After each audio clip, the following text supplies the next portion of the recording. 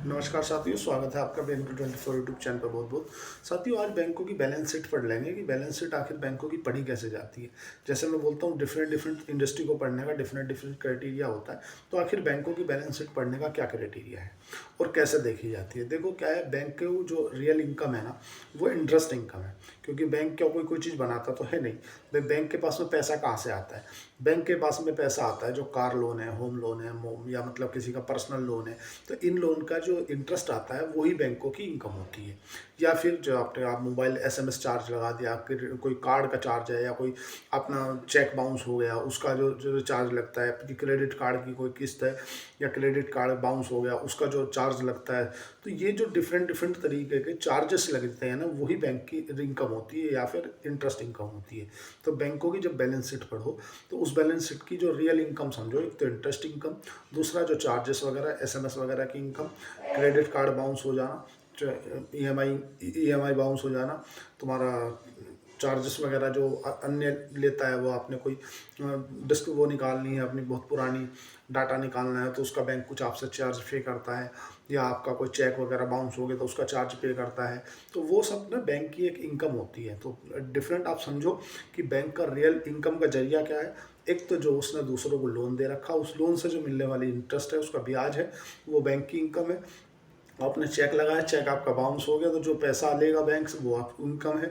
अगर आपने credit card ले रखा, क्रेडिट कार्ड की किस्त बाउंस होगी, आपने उसका डाउन पेमेंट समय पे नहीं दिया तो उसकी बैंक की इनकम है। आप मोबाइल से एसएमएस का जो चार्ज लगता है वो इनकम है बैंक की। तो ये जो डिफरेंट डिफरेंट तरीके की बैंकों की इनकम है। सबसे पहले समझ लो कि बैंक इनकम क्या है। तो वही बैंक का एक मतलब जरिया है पैसा कमाने का। बैंक कुछ बनाता तो है नहीं। तो बैंक क्या करता है, हमसे पैसा लेता है और सामने वाले को देता है, उसकी कमाई बैंक की कमाई है, ये समझ लो।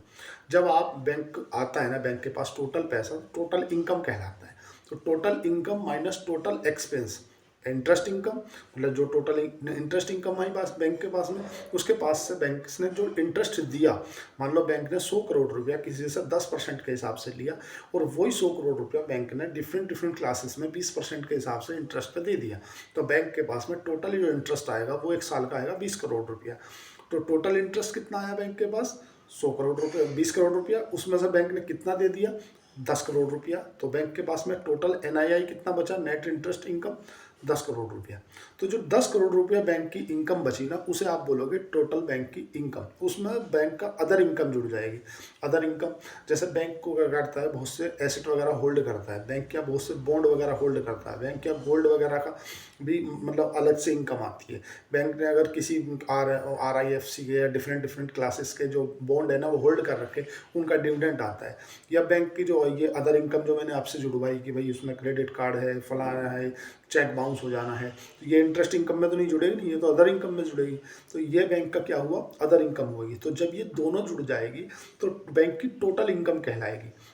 बैंक की जो इंटरेस्ट इनकम आई, उस इंटरेस्ट इनकम में से इंटरेस्ट एक्सपेंस घट गए, जो इंटरेस्ट बैंक ने दिया है सामने वाले को, टोटल इनकम हो गई। मतलब जो टोटल इनकम है उसे एनआईआई कहेंगे, नेट इंटरेस्ट इनकम। उसमें अदर इनकम जुड़ जाएगी जो बॉन्ड वगैरह से आई है, या मतलब किसी डिफरेंट क्लासेस से आई है, तो टोटल ग्रॉस इनकम कहलाएगी बैंक की।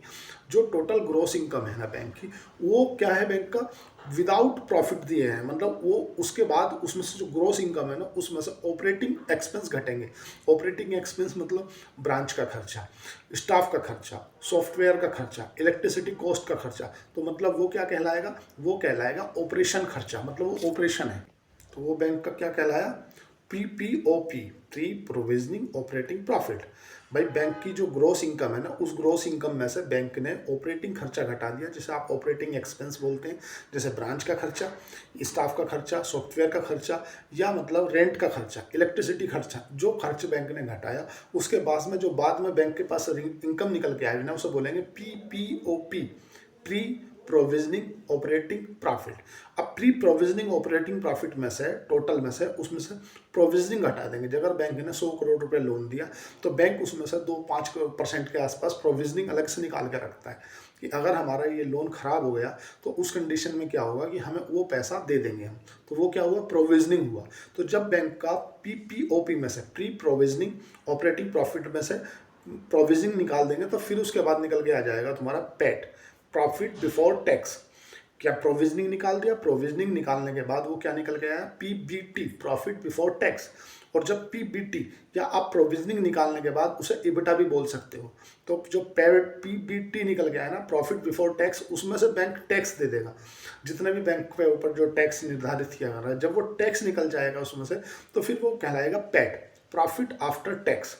जब वो प्रॉफिट आफ्टर टैक्स है ना, तो वो उसको आपको टोटल एसेट से भाग देना है, मतलब बैंक कितने एसेट होल्ड करता है, जितना बैंक ने कमाया, उस कमाई हुई रकम को जितना बैंक एसेट होल्ड करता है उससे आप जब भाग दे दोगे तो वो कहलाएगा ROA, रिटर्न ऑन एसेट। मतलब एक एसेट का अगेंस्ट में बैंक कितने का पैट कमा रहा है, ROA। और जब आप ROA को उसके लेवरेज से गुणा करोगे तो बैंक का निकल के आएगा ROE, रिटर्न ऑन इक्विटी। नहीं समझ में आया, फिर एक बार लेमन लैंग्वेज में समझो। इतना लेमन लैंग्वेज में समझा दूंगा कि एक बच्चा जो 6ठी क्लास का है, 5वीं क्लास का है ना, वो भी अगर एक बार समझ लेना तो फेल नहीं होगा। बैंक ने जो टोटल इनकम कमाई, बैंक ने जो टोटल इनकम कमाई 20 करोड़ रुपया, अगर उन्होंने 100 करोड़ रुपया 20% के इंटरेस्ट से दे रखा तो 20 लाख रुपया, 20 करोड़ रुपया आए, 20 करोड़ में से 10 करोड़ उसने दे दिए किसी को, मतलब टोटल इनकम जो उसके आई है, इंटरेस्ट इनकम जो उसने दी है, टोटल एक्सपेंस इनकम जो बची है वो 10 करोड़ रुपया, उसमें उसके पास में 2 करोड़ रुपया सपोज करो अन्य कहीं से आ गया अदर इनकम, तो उसकी जो ग्रोस इनकम हुई वो हो गई 12 करोड़। और 12 करोड़ उसकी क्या कहलाएगी, ग्रोस इनकम। उसमें से उसने ऑपरेशन खर्चा नहीं घटाया, रेंट की, स्टाफ का खर्चा, किसी को मतलब किराया देना है, इलेक्ट्रिसिटी कॉस्ट है, तो वो क्या है, उसकी ऑपरेशन कॉस्ट है। सपोज करो उसने ऑपरेशन कॉस्ट घटा ली अपनी 1-1.5 करोड़ रुपया, तो उसके पास में बची 10 करोड़ 50 लाख। तो जब 10 करोड़ 50 लाख रुपए बची, उसकी वो क्या है, PPOP, pre provisioning operation profit.